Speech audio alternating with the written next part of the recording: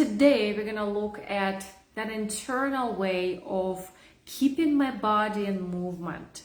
Why do I talk about keeping my body in movement? Almost I don't have to explain, but movement is really an important piece of our health and wellness, helping our blood flow going. It's a heart health, it's muscle health, it's bone health, it's balance, it's confidence, it's orientation. It's confidence, not just physical, but also mental, emotional. It's clarity of mind. Continue the list for me, please, in the chat, in the comments, or reply to an email if you hear it in the recording from my email. So, how do I move more in the way when no one needs to kick my butt? So what is the internal ways can I create? And I call it, okay, let's look at 10Ks to hit your daily goal of steps. Goals are different. I am not pushing on 10K a day. In fact, I don't recommend 10K a day, 10,000 steps. Whatever your goal is for you, set it. 5,000 steps a day is quite a lot already. In fact, when I go for my 5K, 5 kilometers, so 3.1 mile, it is about 6,500 to 7,000 steps. So when you hear 10,000 steps a day, that's a lot of miles. I am proponent of let's start by moving more. What do we do? So let me share with you 10 tips that it's not just me, it's me, clients, and friends. We all shared, and I thought, great list, let's do it. Number one, right now I'm not doing that, but walk and talk. Sometimes I hold my phone and I have an idea when I do my 5K, when I walk, and I turn my phone on the live, and I go and I do live. So that's walk and talk. When you have a phone call, please have your headset and walk and talk. So you can hit some step goals while tapping into another activity. It's not really multitasking, it's like tapping into another activity when one activity is mindful and another one can be mindless. Yes, I know when I walk, proper posture, all great, but hey, one step at the time. If this is what it is, walk and talk, great. Number two. Oh, I love this one. When you brush your teeth, you can walk in one spot. If strength is your goal, you can engage your core, lift one heel off the floor or a foot off the floor. Work on the balance. Number two, this one is interesting. When you watch TV, what do? There's so many options. I know most of us, I love watching TV with popcorn. I'm a human being. I love watching movies with popcorn on Friday night. In the worst case, it's Saturday. And depending, I do it only once a week, honestly. And if there's a longer hours of watching TV, you can do stretches. You can do walk in one spot. You can walk around the sofa. What I have on my list is walk and watch TV. If you can put your stepper or your elliptical right next to the TV, right? So create the way of you can move while consuming TV. Okay, number four. Love this one. Very easy. Just park a little bit more far. We usually try to squeeze, in the closest parking spot. But how about find a spot that is free and available and far. Get your steps in.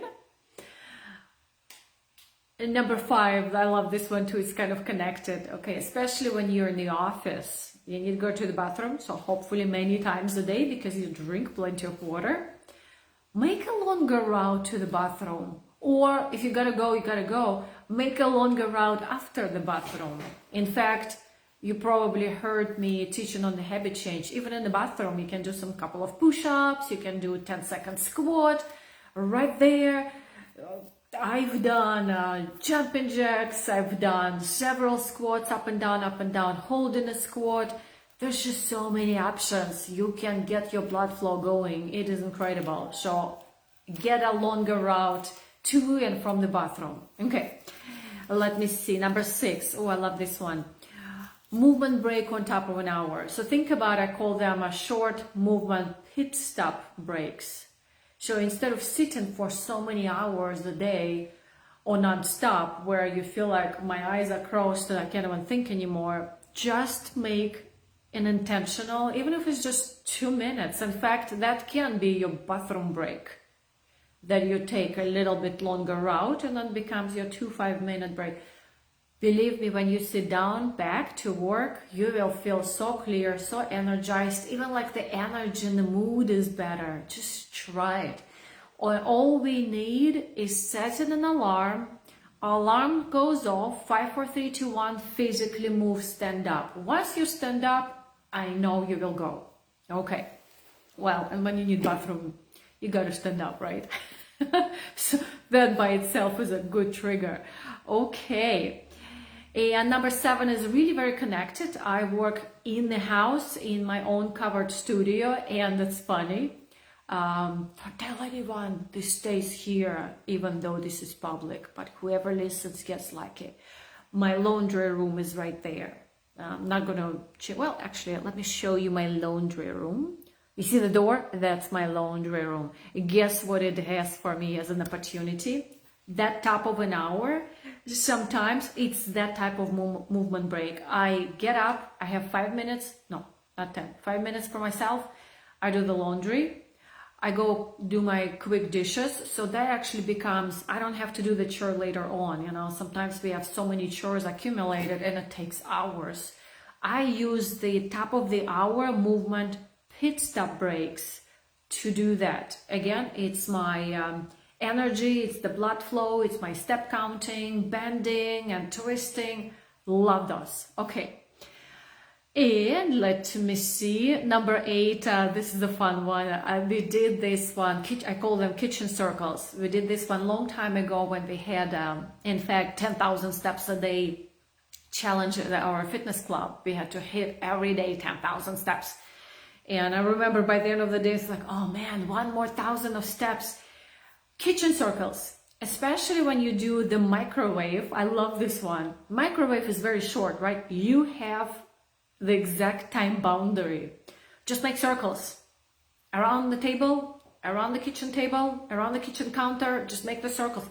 If you have a step counter, it's really fun to watch. Watch your steps, start walking, be careful, and watch your steps. And it's like motivation for the brain. It's a great reward to celebrate seeing the steps going up. Okay, I get excited about that. Number 9, stand-up desk. I do my spinning chair. I also have my stability ball. You can have the third option, stand-up desk. That's where you can do a little bit of stepping, swinging your hips, moving your arms. It actually gives ability for the body to expand, to be tall, to focus on your posture. By the way, just mindful posture by itself, such a great strength, conditioning on the go at no charge. Okay.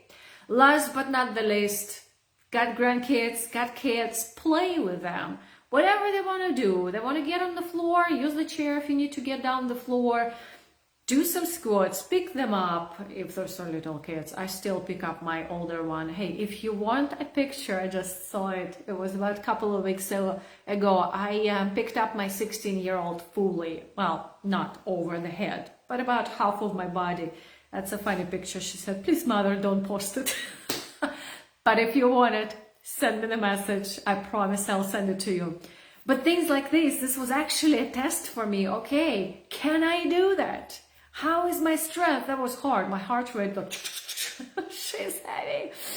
But it was really a lot of fun and we just had a good time. It's bonding, it's quality time with your family as well. So please use those fun tips to get your daily goal of steps, get your strength, get your mindful movement. You don't have to go to the gym. Just mindfully, intentionally create that awareness of movement and just do that instead of sitting still. You can see me like moving around also because I'm talking about the movement. But please step into already what you're doing. Walk and talk, brush your teeth, watch TV, park far, longer route to the bathroom, top of an hour, pick up things around the house, kitchen circle, stand-up desk, play with your kids, and create fun, flexible options to move. Movement is life. Holidays are moving. We've got to move with life.